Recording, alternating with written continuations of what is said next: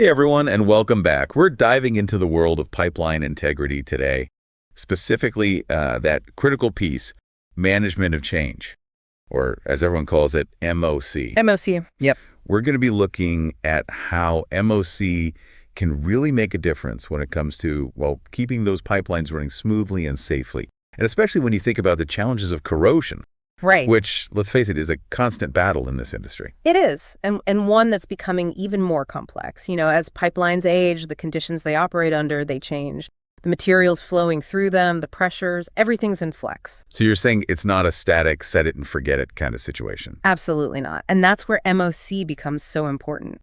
It's about recognizing those changes, understanding their potential impact, and then taking the right steps to prevent corrosion from becoming a major problem. Okay, so let's break this down a bit. We're talking about pipelines, many of them decades old, carrying materials that can be, well, pretty corrosive. So what are the changes that can actually make that corrosion problem worse? I think a lot of people think about the pipeline itself, but it's more than that. It's about the stuff flowing through. Right, contents. Exactly. So you've got wells aging, their output changes, the composition of what they produce can shift over time, and that can have a huge impact on the internal environment of that pipeline. Give me an example. Sure. Imagine a well that starts producing more water. Suddenly you've got a different environment inside that pipeline. You've got more moisture, maybe even a breeding ground for bacteria that produce corrosive byproducts. So more water, more problems. In a way, yeah. And that's just one example. You could see higher sulfur content, even slugs of debris, all sorts of things that can accelerate corrosion, especially if the pipeline wasn't designed for those conditions. So it's not just the age of the pipeline, it's these unexpected and sometimes gradual changes to the environment inside. Exactly, you've got it. And anticipating these changes, managing them before they lead to serious issues, well, that's where the idea of MOC comes in. So MOC is all about being proactive, anticipating, and managing changes. But how do you actually implement that in a way that makes a real difference? Well, that's a big question. I mean, one of the first things that comes up is this whole debate about departmental versus enterprise MOC. Should you have a centralized system that covers everything or a more targeted approach? Right. I mean, both sides have their pros and cons. Exactly. And that's what makes this so interesting. I was reading about one company, tried to be super comprehensive. Every MOC triggered a mass email to everyone asking, "Are you impacted?" Oh, wow. I can already see the problems with that. It was a nightmare. Everyone overwhelmed with emails, became a huge administrative burden. And honestly, it didn't really do much to improve safety in the end. So classic case of good intentions, but the execution, not so great. Exactly. It really highlights the need for a system that's efficient. Right. It has to be comprehensive enough to catch those critical changes, but not so bureaucratic that it becomes unusable. So where do we go from here? How do we design a system that strikes that balance? A system that actually works? Well, that's where things get interesting, and that's what we're going to unpack next. All right, I'm ready. Let's dive in. It's like, when you think about it, it's like taking care of your car, right? Okay, I like where this is going. You don't wait until it breaks down to start paying attention to it. Right, you do regular maintenance. Exactly. Change the oil, check the tire pressure, all that good stuff. Keep it running smoothly. Right. And MOC for pipelines, it's really about applying that same proactive mindset. Okay, I see the analogy. So we're talking about shifting from a reactive approach to a more proactive one, but with pipelines, the consequences are way higher. Oh, absolutely. This isn't just about a car breaking down. Right. We're talking about potential environmental damage, safety risks to communities.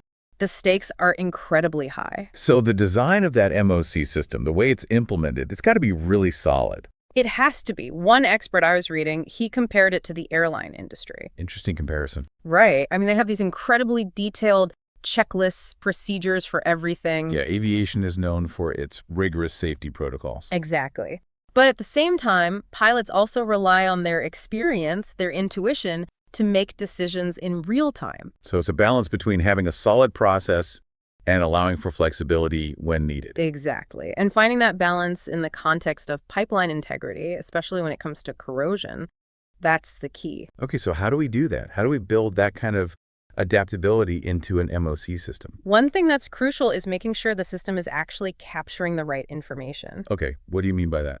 So let's say you have a well, and it starts producing more slugs of liquid during startup. That's a potential red flag. Why is that?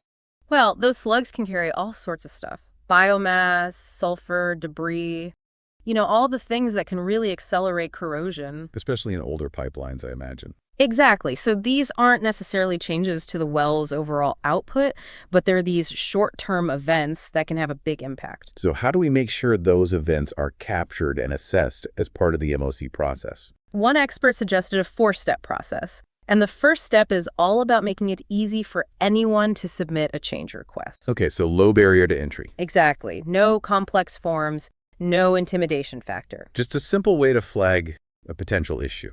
That's the idea. Empower those closest to the operation to speak up without feeling like they're jumping through hoops. Makes sense. What's the second step? The second step is scoping. So basically defining the change, what's its potential impact, what assets are involved. And this is where you start thinking about the corrosion risk specifically. So you're asking, does this change involve increased water production? Are we dealing with an older pipeline that might be more vulnerable? Right. It's about connecting those dots. Okay, but that sounds like it could get pretty complex, especially when you have multiple changes happening simultaneously. It can. And that's where the third step comes in. A rigorous safety design review. So now we're bringing in the experts. Yes. Yeah. You need to assess the risks thoroughly. Is the change feasible? Do we need to modify it? Or even scrap it altogether if the risks are too high? This feels like a crucial point in the process where you decide go or no go. Absolutely. And it's not just about a yes or no, it's also about identifying those mitigation measures. So what could those be? It depends. Maybe you need to increase the frequency of your inspections. Maybe you need to adjust your corrosion inhibitor program. Maybe you even consider replacing a section of pipeline. It's about managing the risk, Yeah. not just trying to avoid it completely. Exactly. You've got it. And then the fourth step, that's all about evaluation. Okay, so what happens at that stage? Well, you've weighed the risks, you've implemented your mitigation measures. Now you have to see how the change is actually impacting the pipeline. You're monitoring the situation. So this is where that feedback loop we talked about earlier really comes into play. Exactly. You need to track data. Are the mitigation efforts working? Do we need to adjust anything? This is where I imagine technology can be really helpful.